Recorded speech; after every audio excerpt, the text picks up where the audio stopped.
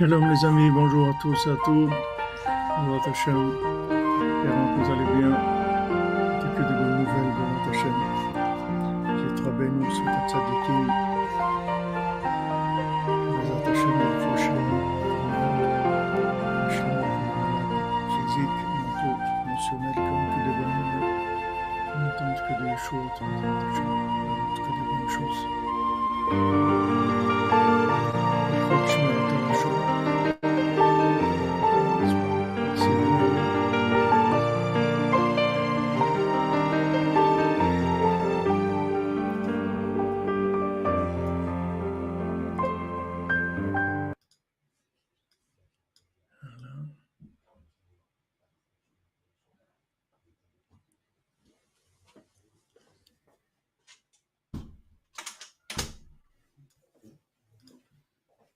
Alors, Visroter Fetzraim, si on nous refuse un service, il sera interdit au titre de Havak et Rechilot de demander à la personne qui nous a éconduit pourquoi elle accorde cette faveur à quelqu'un d'autre. Cette remarque est de créer un malaise entre le bienfaiteur et celui auquel le service a été rendu parce qu'il n'a pas su tenir sa langue. Donc maintenant, si quelqu'un nous a refusé un service, on ne peut pas aller chez... Maintenant, si quelqu'un nous a dit, tu sais, un tel Yaakov, il m'a rendu service plusieurs fois, il m'a dépanné quand j'avais besoin d'argent. Alors on a besoin, on va lui demander. Alors il dit, ah non, je peux pas. Bon, il ne faut pas retourner chez la personne qui nous a dit que c'est quelqu'un qui prêtait et tout pour lui dire, tu sais, moi j'ai été, je lui ai demandé, il n'y a pas eu de... Pourquoi? Parce que ça va créer un malaise entre les deux. C'est-à-dire ça, c'est pas du la rechilut mamash, c'est de la avagrechilut, de la poussière. Il est interdit de révéler des secrets qu'on nous a confiés, même si aucun préjudice ne peut en résulter. Donc ça, c'est un principe général dans le Chot Lashon Hara, c'est que on peut pas révéler quelque chose que quelqu'un nous a dit qui lui est personnel ou autre. Si quelqu'un il dit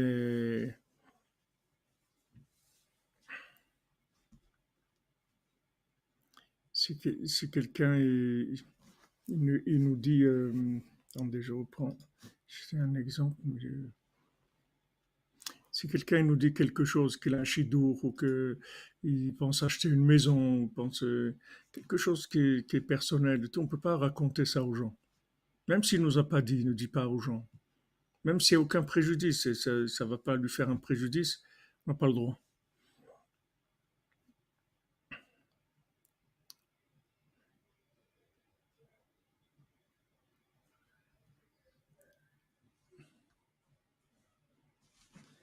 Voilà les amis, alors on avance. Je vois juste au niveau de l'image, ouais, c'est bon. On y est. Alors on continue dans l'étude sur la Torah 57, sur Hanouka. On avait vu hier que toutes les allusions, toutes les pensées de Tchouva qui viennent à chacune d'entre nous, qu'on est dans des pensées de repentir, on veut changer, on veut s'améliorer, on a envie d'arrêter de faire ça ou de commencer à faire quelque chose de bien, etc. Il faut savoir que tout ça, ça nous est envoyé par le tzaddik. C'est lui qui envoie ça dans le monde. Parce que s'il nous lâchait une seconde, on serait complètement noyé dans Amalek, dans le ventre de Amalek. Le tzaddik qui nous envoie sans arrêt des pensées de repentir, de vouloir changer, de vouloir entreprendre des choses bien, etc. Toutes ces pensées-là, ce sont des pensées qui sont envoyées par le tzaddik et pour qu'on se réveille, c'est-à-dire que de nous-mêmes, on commence à faire quelque chose. Et Rabbeinu il dit là-dedans que si maintenant on se trouve quelque part, et on a une pensée de tchouva comme ça, hein, de repentir très fort, Rabbeinu nous dit, il faut pas se déplacer, il faut rester là où on a cette pensée et faire une petite prière, quelque chose par rapport à la pensée qu'on a, à l'endroit même où on est, parce qu'il dit que c'est possible qu'en continuant à marcher, ça va partir, la pensée elle va partir, parce que c'est comme un drone, c'est comme quelque chose qui vise la personne à l'endroit où elle est. Et c'est plusieurs éléments qui sont ensemble pour qu'ils puissent recevoir cette pensée-là. Et c'est possible qu'en se déplaçant, la pensée, elle le quitte. Alors, c'est une des reproches que Hachem il fait par le navire Cheskel, qui dit voilà, je vous ai envoyé tellement d'allusions, d'appels, etc. Et vous n'avez pas réagi.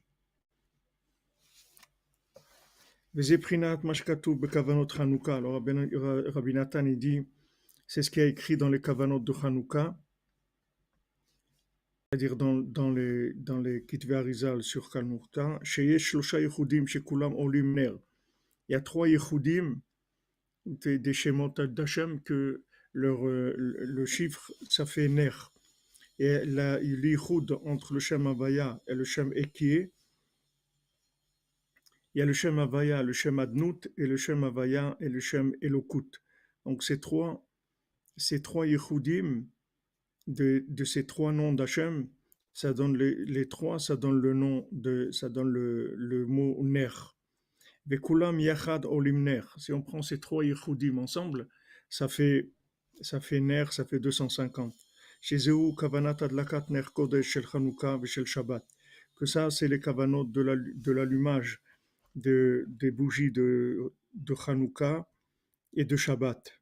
Et là, chez Yesh Chiluk, il y a une différence, comme on avait vu, entre la lumière de Hanouka et la lumière de Shabbat. La lumière de Hanouka, c'est un démarrage, c'est une lumière de démarrage que Hachem y fait, que le tzaddik qui vient vers nous, les hadlik ne Hanouka, rochetevot nachal, c'est-à-dire le tzaddik qui vient vers nous, il fait descendre vers nous des pensées de tchouva.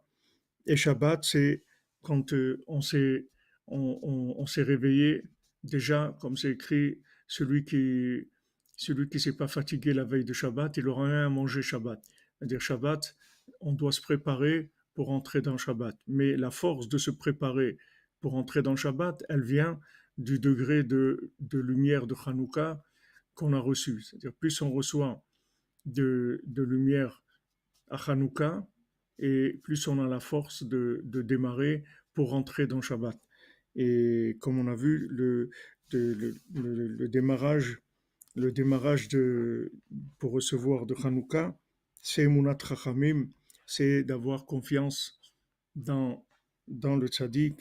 Et à ce moment-là, le tzaddik il peut nous envoyer des pensées de repentir, des pensées de progression, des bons vouloirs. Mais il faut savoir que tous ces bons vouloirs, c'est des distributions gratuites que le tzaddik qui fait. Ça vient pas, il faut pas croire que ça vient de nous. Rabbeinu dit dans Sefer Hamidot, il n'y a pas à s'enorgueillir de quoi que ce soit dans Vodat Hashem, parce que tout ce qu'on fait, ça vient du tzaddik. Tout, c'est parce que le tzaddik qui nous a envoyé ça. Alors maintenant, où est notre libre arbitre? Notre libre arbitre à nous, c'est la réaction, c'est la rapidité réactionnelle. C'est ça notre. Il y a des gens, ils pensent à des choses, ils pensent que bon, ils ont reçu maintenant, c'est vrai, ouais, je devrais arranger ça, ou je devrais faire telle chose, ou telle chose, il faudrait que je m'arrange. Et puis après, ça passe, c'est tout, c'est pas. Mais en fait, c'est quelque chose qui vient de beaucoup, beaucoup de travail, que le tzaddik qui fait il obtient beaucoup du ciel, il obtient beaucoup de miséricorde pour pouvoir envoyer des pensées de repentir à quelqu'un. Alors, ce qu'on demande, c'est quand il y a une pensée de repentir, une pensée de vouloir faire quelque chose de bien, de réagir tout de suite par rapport à ça. Même si on ne fait pas, mais au moins prier par rapport à ça. Avoir une réaction. Il ne faut pas qu'une une pensée qui nous vient de quelque chose de positif, elle reste sans réponse. Parce que tout notre libre arbitre, c'est ça. C'est-à-dire que si maintenant on répond à ça par la pensée, par la parole, par l'action, si on répond, c'est ça notre libre arbitre. C'est on sait que ça nous a envoyé du ciel et on répond, voilà, c'est vrai, il faut que j'essaye, je vais faire des choses, il faut que je change ça, il faut que je fasse attention à ça, et je voudrais tellement me lever plus tôt ou faire ça.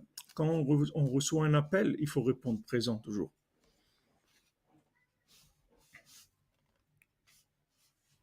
Donc ça, c'est le principe de Hanouka et Shabbat. C'est-à-dire d'abord, le tzaddik, il envoie à Hanouka, et après, il y a le ner Shabbat. Quand on réagit, avec ça, on rentre dans Shabbat. Quand on rentre dans Shabbat, ça y est, après, là-bas, c'est la sainteté qui vient de façon absolue. ועל פי הנ"ל מבוארים הכוונות היטב, כי על ידי הדלקה נר קודש הנ"ל ממשיכים מבחינת תיקון הנדר, מבחינת שמן קודשי משכתיו.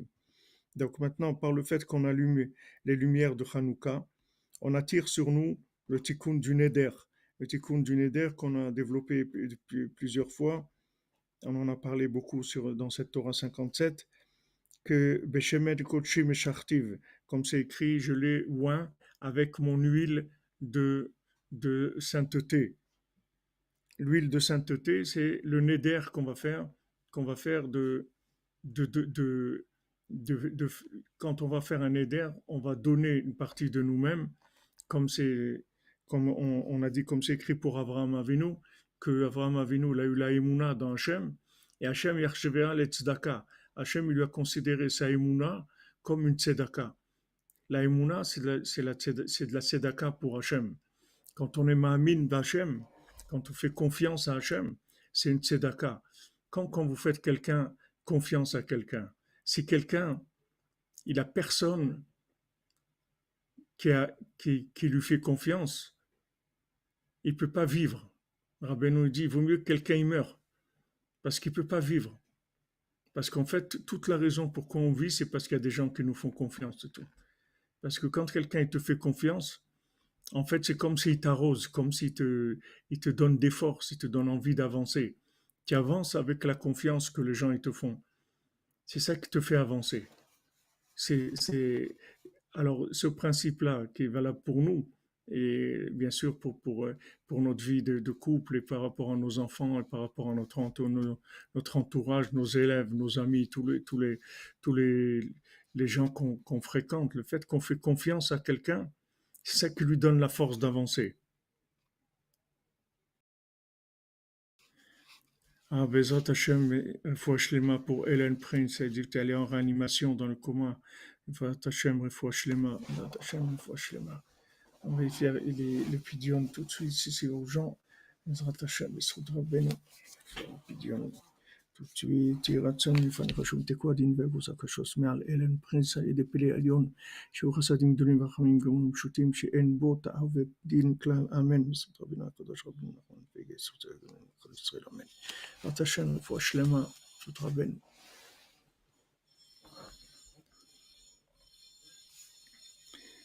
C'est très important d'avoir d'avoir des gens qui nous font confiance. Vous allez voir que dès que vous êtes dans une atmosphère de confiance, vous allez tout de suite donner le meilleur de vous-même. Vous avez envie d'avancer, de faire bien, de faire bien. Des fois, vous demandez à un enfant de faire quelque chose, alors il faut le laisser. Il faut lui laisser, il faut lui montrer que quand vous lui avez demandé de faire quelque chose, vous êtes tranquille parce que vous êtes sûr qu'il va bien le faire. Même si vous savez il va arriver des problèmes. Mais le fait que vous lui faites confiance, c'est ça qui le fait grandir, en fait. En lui-même. Ça le fait grandir. Wow, on m'a donné une tâche à faire, on m'a responsabilisé. On dit voilà, tu vas acheter ça, ou tu vas faire ça, ou fais comme ça, ou fais, c'est ça, occupe-toi de ton petit frère, fais comme si. Les tâches qu'on donne avec de la confiance, c'est ça qui fait grandir les enfants. Et Béhémet, si vous avez confiance dans vos enfants, une confiance totale dans vos enfants, jamais ils vont fauter. Jamais ils vont fauter. Les fautes qu'ils ont, c'est parce qu'il y a un manque de confiance, c'est tout. Parce que le fait que vous avez confiance en eux, ça leur donne confiance en eux-mêmes. Vous, vous avez confiance en eux, eux, ils ont confiance en eux. Maintenant, ça, c'est de la tzedaka. Il n'y a pas un plus grand chesed que d'avoir confiance dans quelqu'un. Il n'y a pas un plus grand chesed que ça. On voit que Hachem lui-même, il considère que la émouna comme de la tzedaka. Hachem dit quoi? Tu me fais confiance, oui.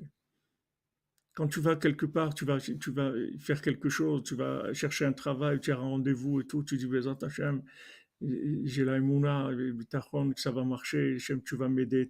Ça, Hachem, il te le considère comme de la tzedaka. Parce que normalement, d'après ce monde, tu dois te préparer, aller calculer comment tu vas parler, comment tu vas t'investir dans tout le côté personnel pour faire la chose. Mais quand maintenant tu prends une partie de cette chose-là, tu la lâches entre les mains d'Hachem, c'est considéré que tu lui as donné la tzedaka. Hachem considère que tu lui as donné la tzedaka. Et ça, c'est le principe du neder. C'est-à-dire le principe du neder, c'est un principe de tzedaka. C'est-à-dire cette huile-là de la fiole du Kohen Gadol, c'est une tzedaka. C'est le principe du neder, ça veut dire on donne quelque chose. Qu'est-ce qu'on donne? C'est que cette chose-là, elle n'était pas sanctifiée avant. Comme nous a dit, Madame Menana, l'expression consacrer et sanctifier nos actions les plus simples. Sanctifier des actions simples. Puisque maintenant tu vas faire une action, pourquoi tu la sanctifierais pas? Tu vas faire une action, de toute façon. Enfin, pourquoi tu la sanctifierais pas? Tu vas faire la lessive, ou tu vas faire la vaisselle, pourquoi tu fais pas un éder? Fais le neder que je vais faire la lessive. Pourquoi tu sanctifierais pas ça? Et en fait, c'est comme si tu fais un korban pour Hachem. Alors qu'avant, c'était une action qui était tout à fait commune et qui était une action chol, une action profane. Tu l'as rendu kadosh.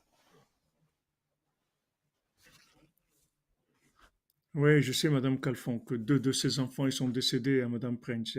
Elle avait déjà perdu un enfant. Chez Michmo. Madame Prince, la main, elle est dans le coma. La pauvre. Ah, voilà, c'est bien. Faites le neder de laver le parterre avant le cours. Voilà, des choses comme ça. C'est extraordinaire. Alors, Meshartiv, Beshemen Kochi Meshartiv, שעל ידי זה הוא נכלל באור האבות, על ידי זה זוכה לשלום. Par maintenant le neder, on s'inclut dans la lumière des avot, et avec ça on arrive au shalom. שזה בחינת מפלת שער רם שלושה פעמים. Alors, les trois yichudim du ner de Hanouka, c'est la porte de Haram, la porte de Rome, qui tombe trois fois, Vakama Char Dikdusha, et la porte de la sainteté qui s'élève, Shlosha Pa'amim, Hache Ben David va, trois fois, jusqu'à ce que Ben David va venir, comme il voit arrêter Besof Aincham, comme c'est rapporté dans la Torah.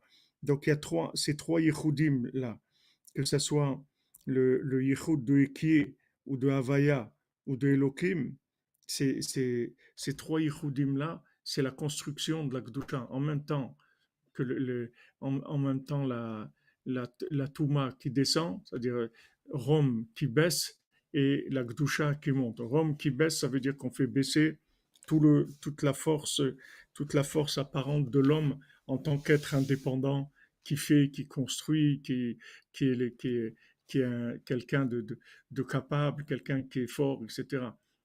Quand on fait tomber Rome, ça veut dire on reconnaît que toutes nos capacités, c'est Hachem qui nous les donne. Ça ne vient pas de nous. Nous, on reçoit, c'est tout. On dit merci à Hachem, on demande à Hachem, on le remercie pour ce qu'il nous donne. Mais toutes les forces qu'on a, tout ce qu'on reçoit, ça vient que d'Hachem. Ça ne vient pas de nous. Nous, on des kélim, il faut recevoir d'Hachem, c'est tout. Il y a pas autre chose dans le monde. Maintenant, Rome, la porte de Rome, ça veut dire que Rome, elle présente l'homme comme étant quelqu'un de capable de par lui-même, qui peut arriver à être très fort, très intelligent, à faire beaucoup de découvertes, à faire beaucoup de choses.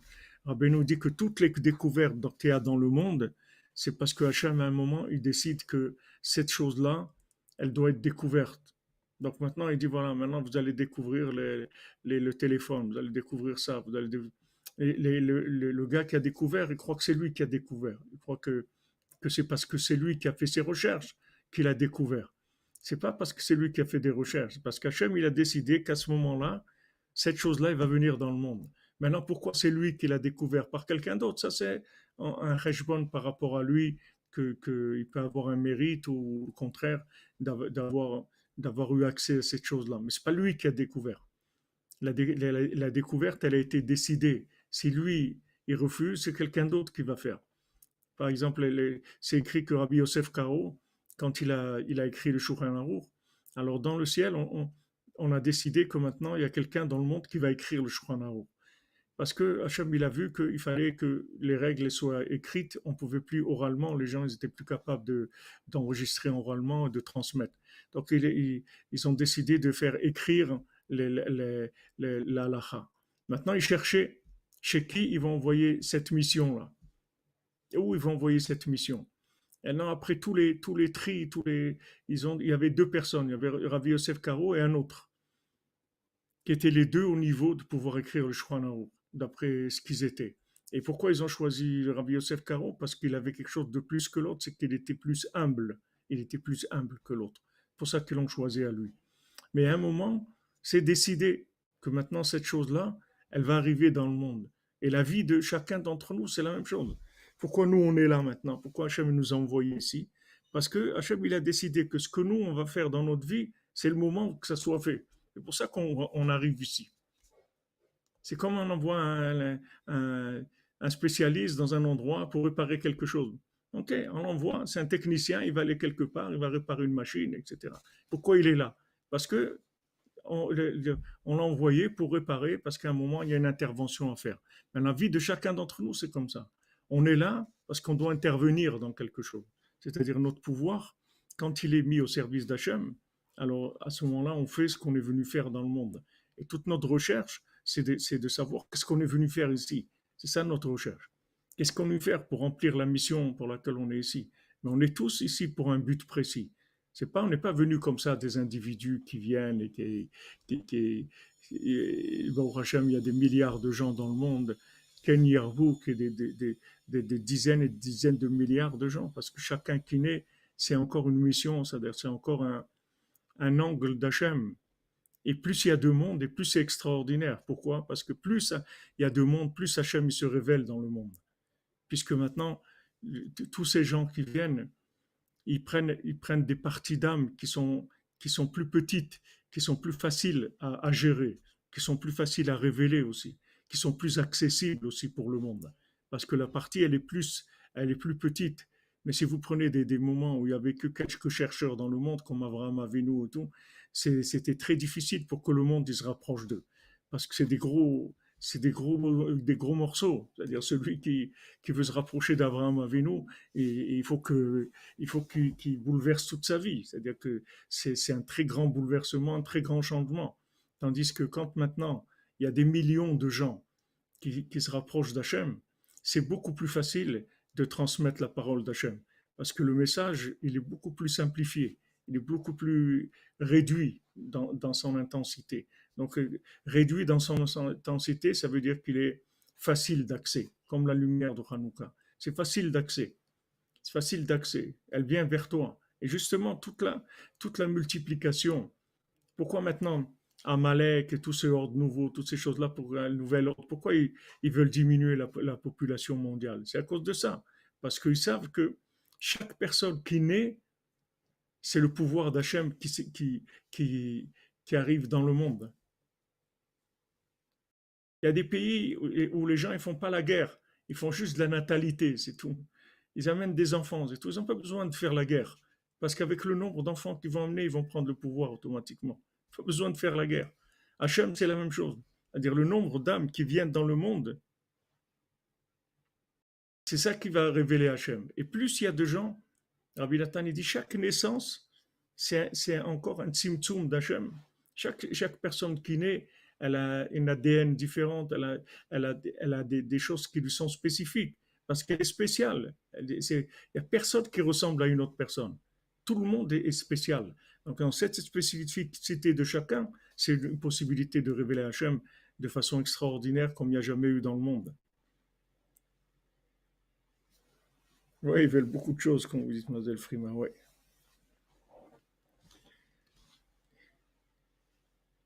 Donc le Ner Hanouka, c'est ce principe. C'est pour ça que c'est écrit Ish ou Beto. C'est écrit comme ça pour Hanouka. Ish ou Beto. Un homme et sa maison. C'est un homme et sa maison. C'est Hanouka, la Shon Chinour, c'est une fête d'éducation, c'est une fête des enfants, c'est une fête où on réjouit les enfants, on fait des fêtes pour les enfants, parce que on leur montre que en fait, c'est eux qui sont le plus important. Le plus important, c'est qu'il y ait beaucoup, beaucoup d'enfants. Rabbi nous dit, ayez des enfants, peu importe comment ils sont. Mashiach, il va réparer, il va les réparer. Ayez des enfants, c'est tout. Parce que chaque enfant, ça révèle encore un aspect d'Hachem. Chaque enfant. Parce qu'il vient avec un message qui est le pouvoir d'Hachem dans son expression spécifique avec tel individu et tel individu et tel individu. Et plus il y a de gens sur Terre, et plus la présence d'Hachem peut se révéler parce qu'elle est réduite. Elle est beaucoup plus facile d'accès beaucoup plus facile d'accès. Plus il y a de monde, plus c'est plus. Oui. Par exemple, vous voyez Breslev, comment c'était. Rabbi Nathan, quand il y a eu la grande marloquette contre Rabbi Nathan, il s'est retrouvé avec que 5 élèves, c'est tout. Tous les élèves, ils l'ont quitté. Ils ne pouvaient plus tenir. C'est normal, ils voulaient les tuer, les gens. Qu'est-ce qui allait tenir là-dedans? Ils voulaient les tuer. Mamash les tuer. C'était pas. D'abord, ils leur ont enlevé tous leur parnassot, c'est-à-dire tout celui qui avait un travail, il lui a enlevé son travail. Et c'était une guerre terrible. Rabbi Nathan, il s'est trouvé avec 5 personnes. 5. C'est tout ce qui restait. Dans la Breslev, Rabbi Nathan et 5 personnes. Il y avait 6 personnes dans le monde qui étaient Breslev, c'est tout. Alors maintenant, de se rapprocher de ça, c'était très très difficile. Très très difficile. Maintenant, petit à petit, après ça s'est développé, développé, développé. Maintenant, voilà, quelqu'un, il va au Man. Pourquoi maintenant les gens ils vont au Man? Voilà, quelqu'un hier il m'a dit, là, allez, je vais aller au Man et 2, 3 jours, j'ai besoin de petit peu d'aller chez le Rébé et tout. Voilà, quelqu'un il va, il arrête, il fait un petit arrêt, 2, 3 jours, il va au Man, il revient. Pourquoi c'est facile? Pourquoi les billets d'avion sont accessibles pour Nous, quand on allait à Ouman, quand on allait à Ouman en 1979, la première fois qu'on était à Ouman avec le repas Besançon, chez Rié, fois Shlema Israël Yitzhak Ben Fortuné, quand on a été la première fois au Man avec lui, ça nous coûtait, à l'époque, en 1979, ça nous coûtait 15 000 francs le voyage. 15 000 francs, à l'époque, c'est comme si tu dis aujourd'hui 25 000 euros, quelque chose comme ça. On mettait. C'est simple, c'est-à-dire, nous, bon, on n'avait pas des salaires, des tout petits salaires, mais ça représentait un an de salaire pour aller tout le salaire pendant un an pour aller à Ouman. Ça coûtait très très cher. Les billets d'avion, ils étaient chers. L'hôtel, c'était énorme. On était obligé d'aller dans des grands hôtels. Tu n'avais pas le choix parce que tu prenais le billet, il fallait que tu te donnes tout le paquet avec des nuits d'hôtel à Moscou, des nuits d'hôtel là, à Kiev, etc. Et chaque nuit d'hôtel, c'était coûtait une fortune, ça coûtait très très cher. Tous les déplacements, tout, ça coûtait énormément cher. D'ailleurs, le prix du taxi pour les Roumains, c'est le même prix qu'aujourd'hui, c'était 100 dollars. Imaginez-vous 100 dollars en 1979, il y a 41 ans. Pour quelqu'un en Ukraine, qu'est-ce que ça représentait? Ça représentait au moins 2 ou 3 000 dollars d'aujourd'hui. Ça coûtait extrêmement cher. Aujourd'hui, pourquoi c'est comme ça? Parce que justement, il y a des gens qui vont. Quand Rabbi nous dit le voyage de chacun et chacune, il va mettre la Géoula, c'est ça la Géoula. C'est qu'en fait, chaque fois que tu vas, tu permets à quelqu'un d'aller. Ça ne veut pas dire que tu vas être en contact avec lui ou pas, mais ça s'ouvre pour lui. Ça s'ouvre. C'est-à-dire, on va ouvrir les portes pour quelqu'un qui se trouvait dans un endroit où avant, l'appel du tzaddik, il n'arrivait pas là-bas. Il n'arrivait pas. Maintenant, le fait que toi, tu vas, alors ça ouvre. Ça ouvre. Il y a un qui va pouvoir aller. Et après, quand celui-là, il va aller, il y a un autre qui va pouvoir aller, 2 autres, 3. Et c'est comme ça qu'il y a des milliers de gens qui vont.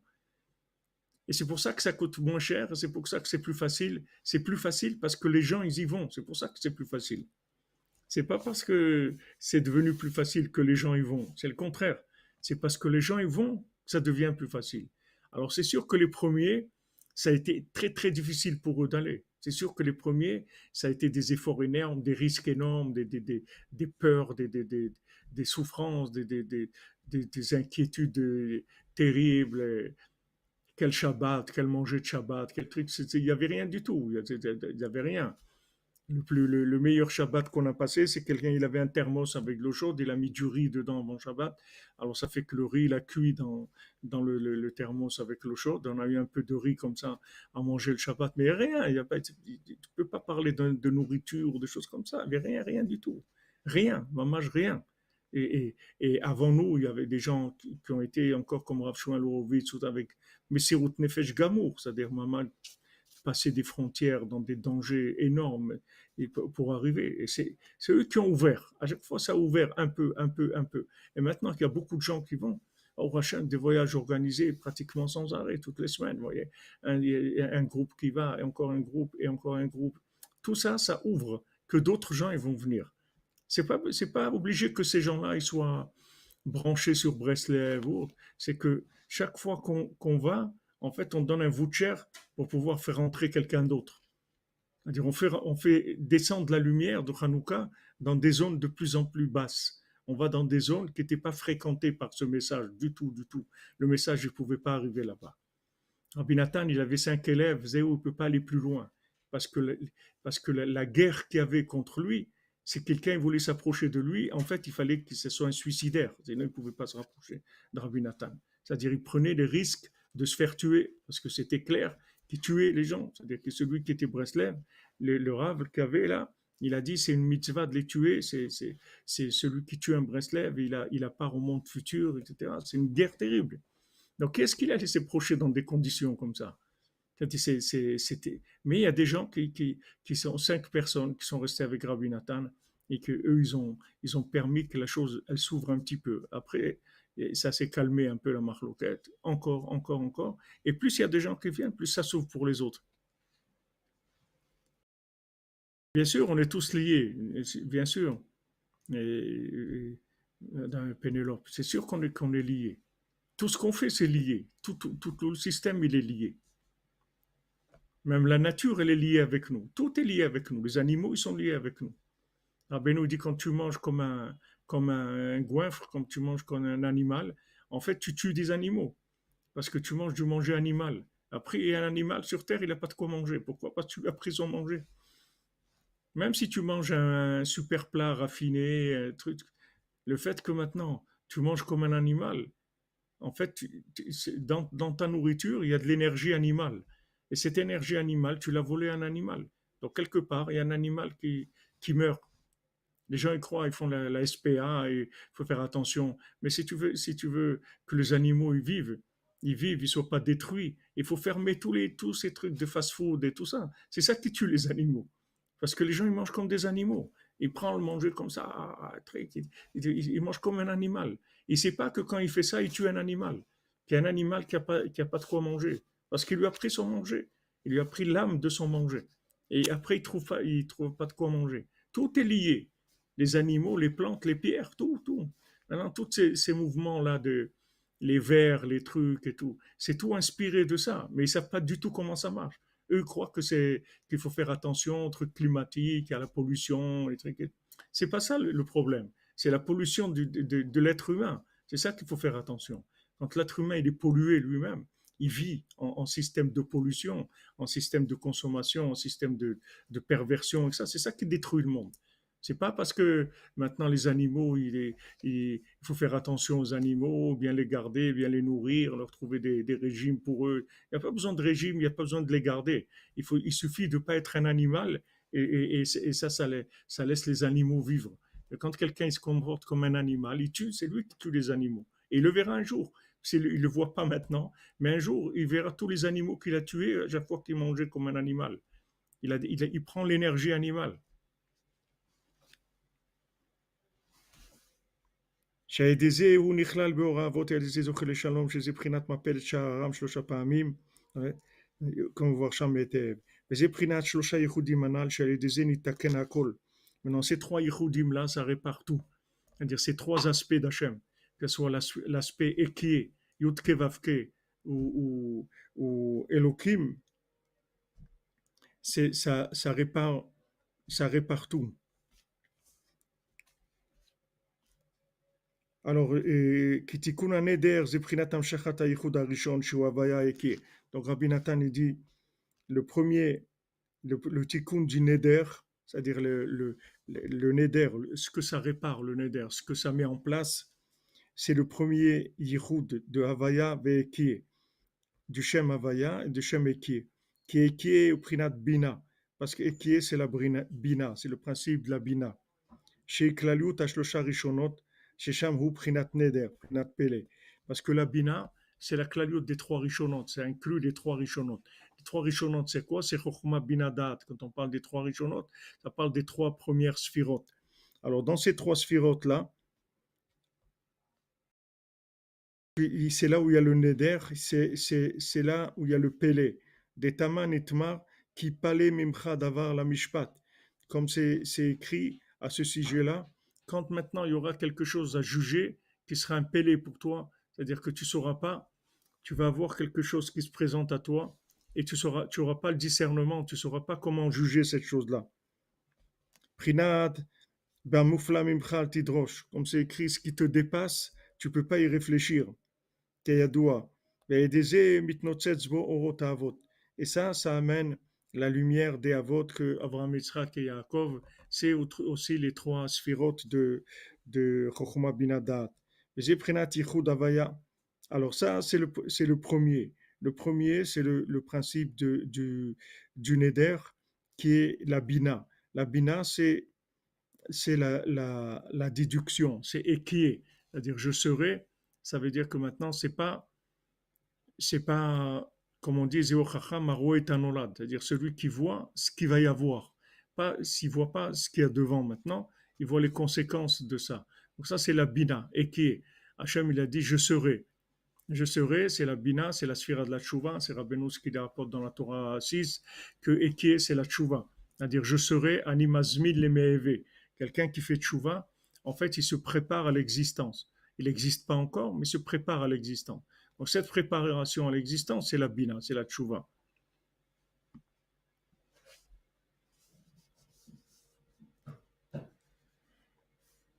וזבחינת ייחוד הוויה אדנות, כי עיקר הרת האבות היה מאברהם שהיה ראשון לכולם.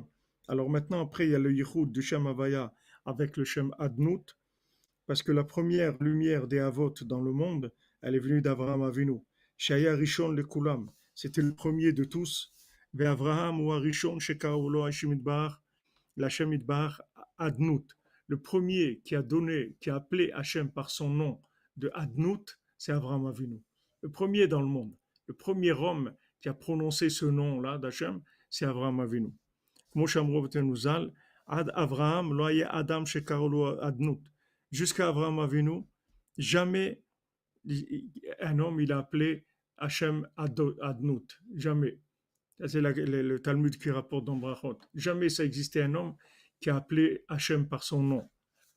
C'est par son nom de maître, c'est-à-dire maître du monde, qu'il a reconnu en tant que maître. Valken Aharat Avot uprinat yichud havaya adnut. Donc la lumière des Avot, de nos patriarches, c'est le Yichud de Havaya avec Adnout. Qui est Avraham ou Arishon chez Gila Adnuto Baolam, parce que Avraham c'est le premier qui a révélé qu'il y a un maître sur terre, et il l'a appelé maître du monde. Et sur ce chemin-là, ils ont été après lui, ses enfants Yitzhak et Yaakov. À l'aider à Arat Avot, Zochel Shabbat, Zochel Shalom. Donc maintenant, par la lumière des Avot, on peut arriver au Shabbat et on peut arriver au Shalom. C'est-à-dire cette lumière des Avot, quand on passe par le... Il y a d'abord la Bina, c'est-à-dire la distinction, comme on avait vu d'abord la Bina, et après il y a l'éveil, à Ma'avir Shena Me'enai, l'éveil, et après il y a la délivrance, après il y a Matir Asurim, après la délivrance. Alors le premier c'est la Bina, c'est la distinction, c'est-à-dire le discernement. Ça c'est la Bina. Anoten la servi Bina, la frin ben yom balayla. C'est-à-dire je sais que ça c'est le jour, ça c'est la nuit, ça c'est la vérité, ça c'est le mensonge, c'est le point de départ. Ça c'est et qui est, je serai. C'est-à-dire je vois, ça c'est à prendre, ça c'est à laisser. C'est-à-dire je fais le tri avec la Bina. Ça c'est le point de départ. Après, il y a le Shem Adnout. Le Shem Adnout, c'est que je prends conscience qu'il y a un maître dans le monde, que le monde, c'est pas n'importe quoi, c'est pas chacun il fait ce qu'il veut. Il y a un maître dans le monde. Il y a un Adon dans le monde. Il y a un maître qui dirige le monde.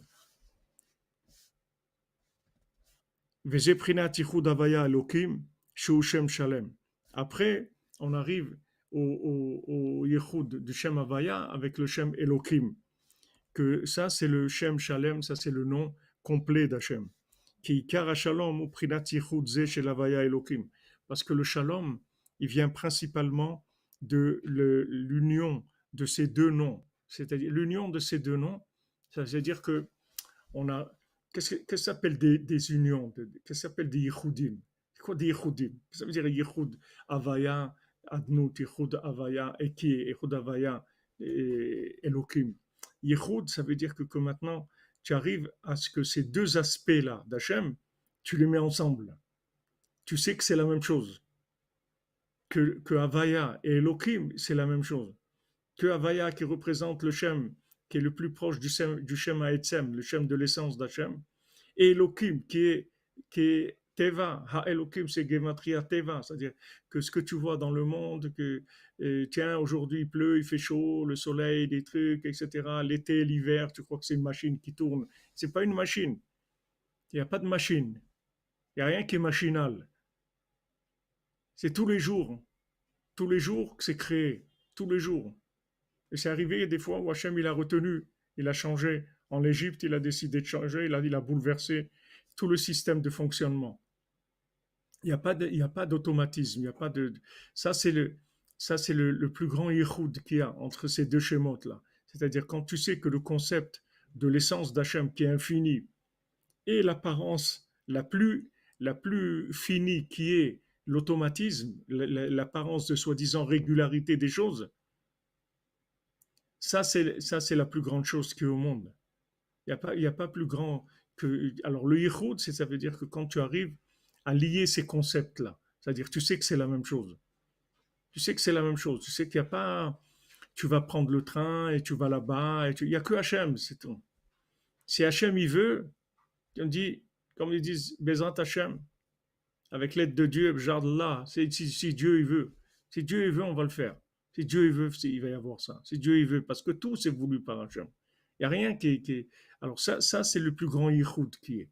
Quand tu prends la partie la plus cachée d'Hachem, qui est le côté répétitif et automatique, et ça tu le lis avec l'essence d'Hachem, ça c'est le plus grand yichud qui est. Voilà, comme tu dis, alchimie, et alchimia, très bien. L'harmonie des contraires, l'harmonie des polarités, exactement. Chez Prinat Klaliut Midat Adin Midat Arachamim. C'est-à-dire, voilà, on inclut le côté rigoureux d'Hachem avec le côté miséricordieux. Et les toldot Yitzhak ben Avraham, et les toldot Yitzhak ben Avraham, Avraham au lit de Yitzhak. Voilà la descendance de Avraham, qui est Yitzhak, mais sache que Yitzhak, c'est Avraham qui l'a enfanté. C'est-à-dire, n'imagine jamais que Yitzhak, qui représente la rigueur, ça vient de quelque chose de rigoureux. Ça vient que de la bonté d'Hachem. Seulement Yitzhak, c'est l'organisation, c'est la gestion, c'est tout le côté féminin. La rigueur, c'est le côté féminin, c'est la capacité à organiser, à gérer, à mettre les choses à leur place, à faire un CDR, c'est-à-dire de mettre les choses organisées dans le temps, dans l'espace, dans tout le système d'organisation. Ça vient du Shem Elohim, c'est féminin, c'est le côté de la rigueur.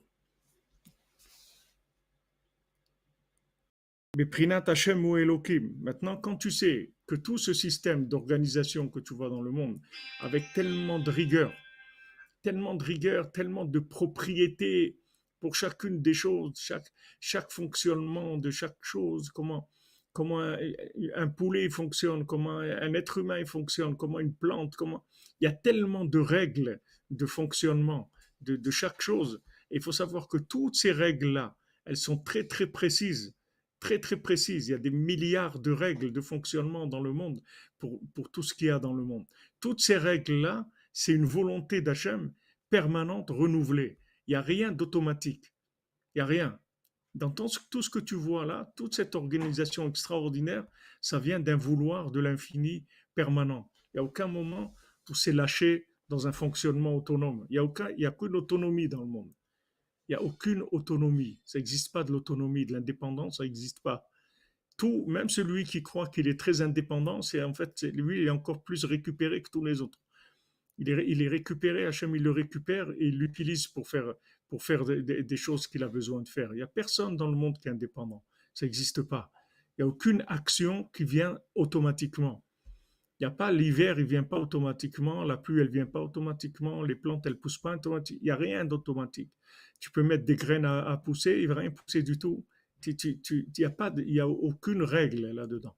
Alors ça, c'est le yichud le plus dur à faire, parce que c'est le plus grand. C'est là où il y a le plus grand. C'est d'être ma'amin que dans le teva, il y a Hachem. Que là où tu vois les choses naturelles, en fait, c'est Hachem.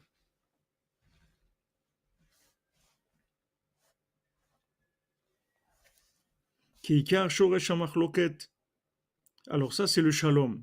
Parce qu'en fait, toute la racine de la machloket, des disputes et des points de vue différents, nimshach keshein acha beshalom ben midat harachamim batadin.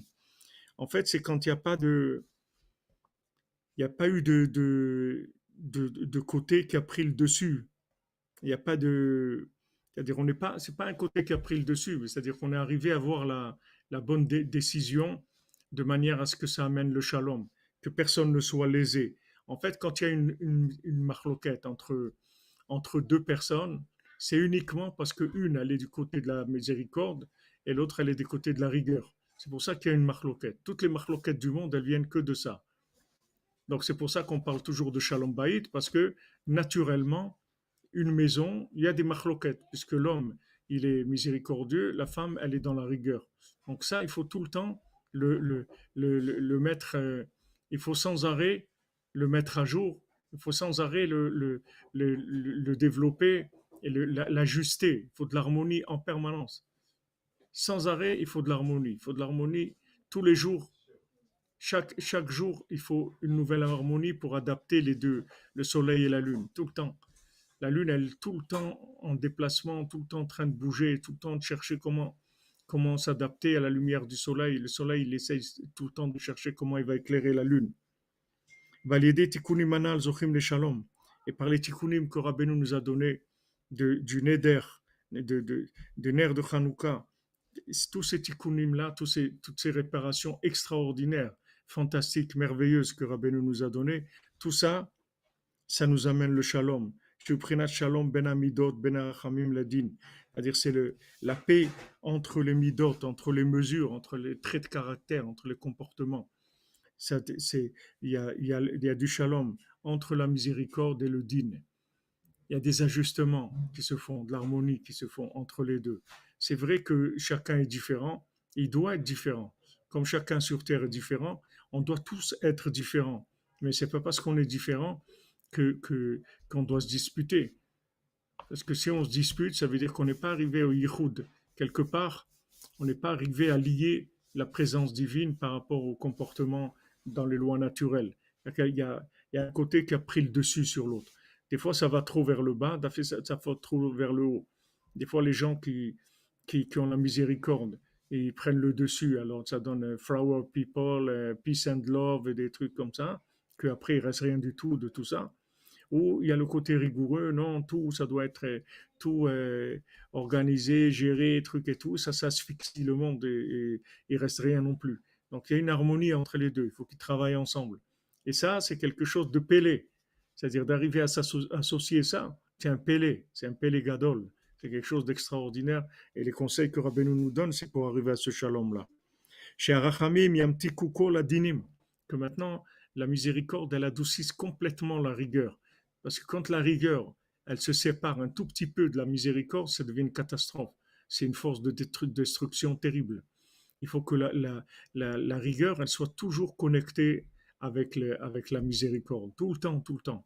Il faut que la rigueur, elle soit toujours au service de la miséricorde. Jamais, jamais à son service à elle. Jamais. Jamais la lune, elle peut être à son service à elle. La lune, elle sera à son service à elle quand elle sera devenue le soleil. Quand elle sera devenue le soleil, c'est-à-dire quand la lumière du soleil sera passée par la lune et que la lune, elle soit entièrement éclairée par le soleil, à ce moment-là, la Lune, elle s'arrive à son maximum. Parce que la Lune, la Lune, elle n'a pas d'elle-même de la lumière. Tout ce qu'elle a, c'est qu'elle est au service du Soleil. Seulement, il faut que le Soleil et elle, ils travaillent. Ils travaillent comme on a vu dans le conte de l'infirme. La discussion entre le Soleil et la Lune. Ils discutent entre eux. Elle dit, voilà, moi, les forces négatives, les démons et tout, ils se nourrissent de mes pieds et tout. Pourquoi? Parce que toi, le Soleil, tu n'éclaires pas en moi. Alors, comme tu n'éclaires pas en moi, alors il y a les forces négatives qui viennent s'emparer de la Lune. Donc, il faut que la Lune, elle soit complètement inclue dans la miséricorde, complètement. Qu'il n'y a aucun, il y a aucun point chez elle qui soit pas comme but la miséricorde.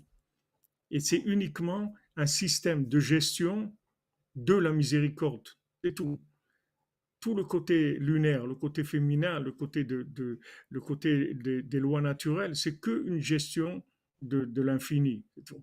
Mais il n'y a rien en tant qu'elle-même. Tu ne vas pas prendre le monde, et les lois naturelles dans le monde, tu ne vas pas les définir comme un système en tant qu'elle-même. Tout ce système, il a été mis en place pour révéler le nom d'Hachem, pour que la miséricorde se révèle. Tout ce système, il est là que pour ça, pas là pour autre chose.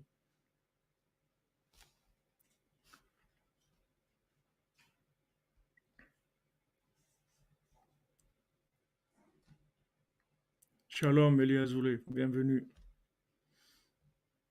Voilà, c'est exactement ces deux vérités qui se confrontent.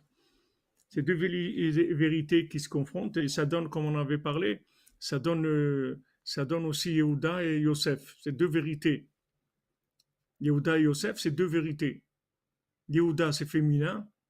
Yosef, c'est masculin. Yehuda, c'est David Ameller, c'est lunaire. Et Yosef, c'est masculin.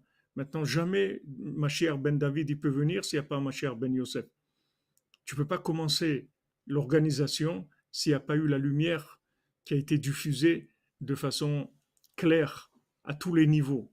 Une fois que la lumière, elle a été les objectifs, ils ont été fixés, clairs, maintenant on démarre.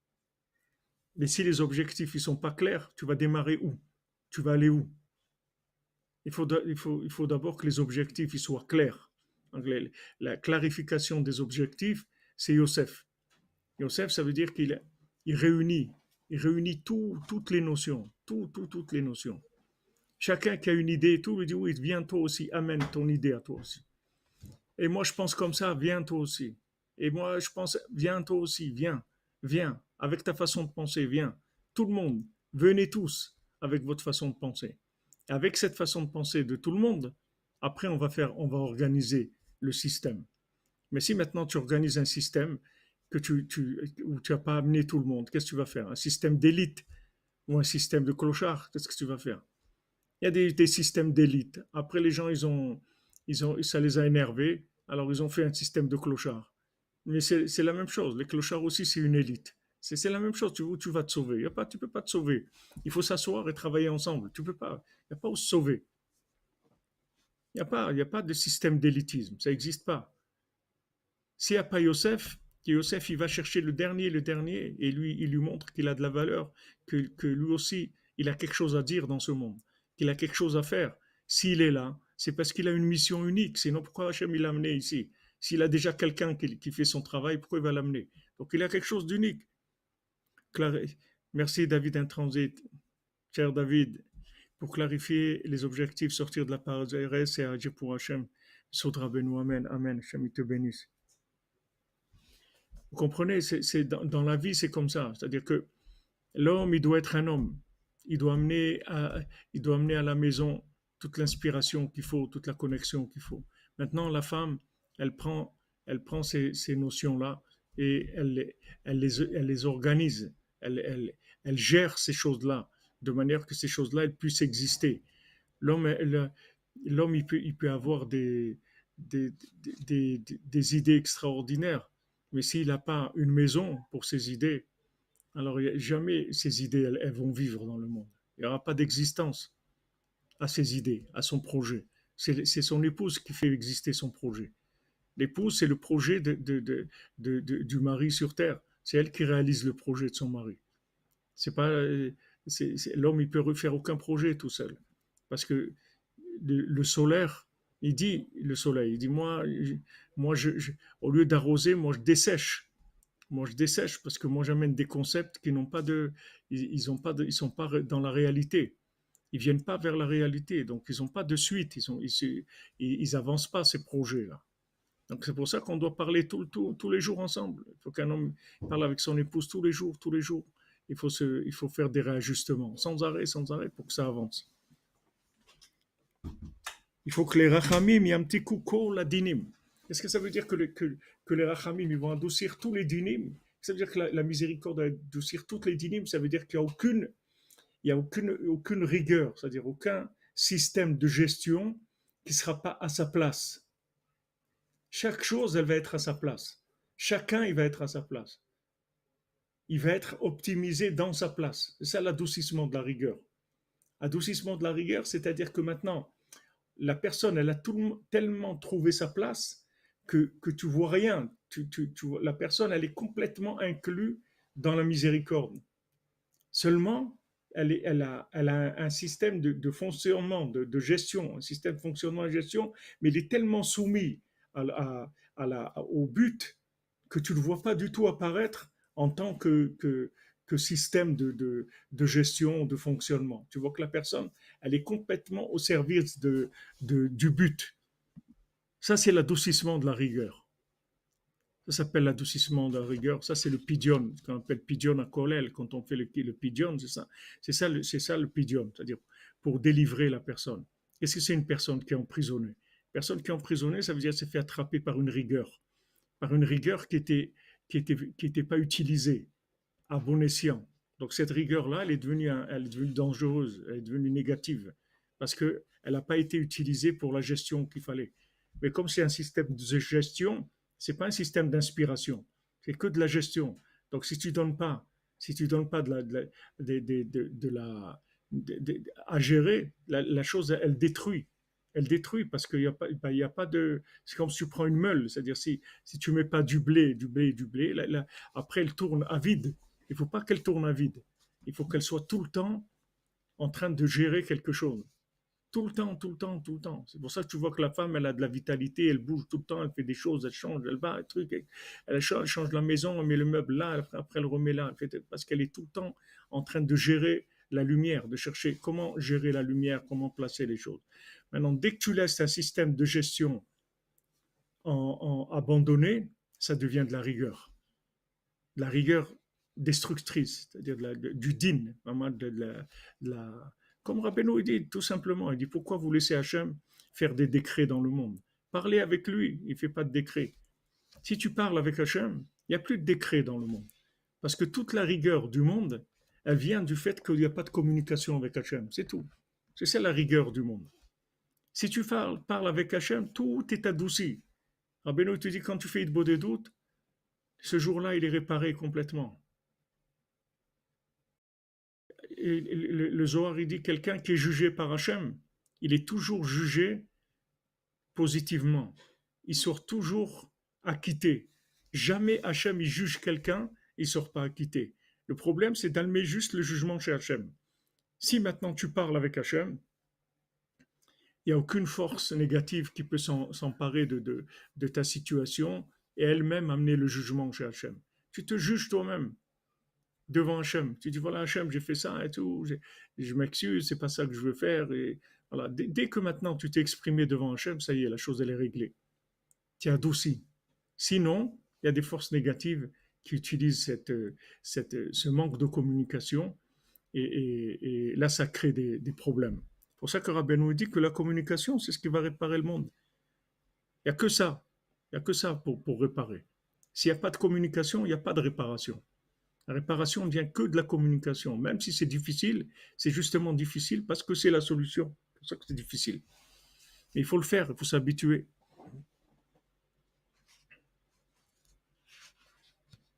Exactement, Shalom Benita. Le jugement d'en bas, il est chez Ejdin les matins, dit les là, exactement. Ishmaël, il est dans le chesed, c'est la bonté.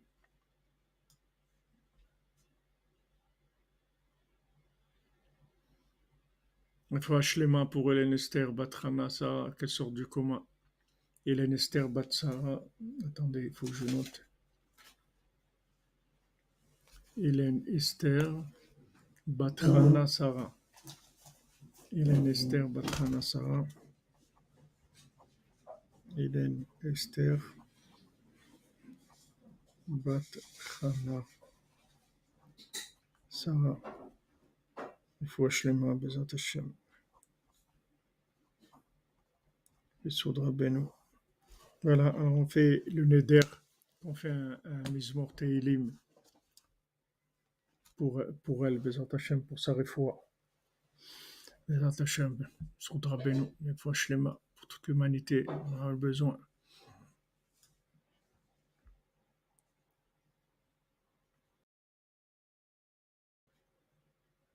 Alors on va faire le psaume tout de suite. Aide-moi un Sefer Teilim là-bas.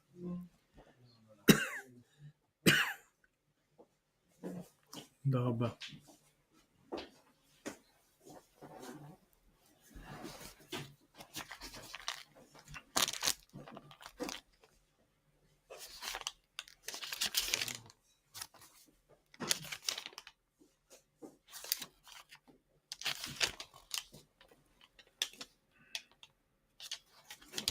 Alors c'est le psaume 142.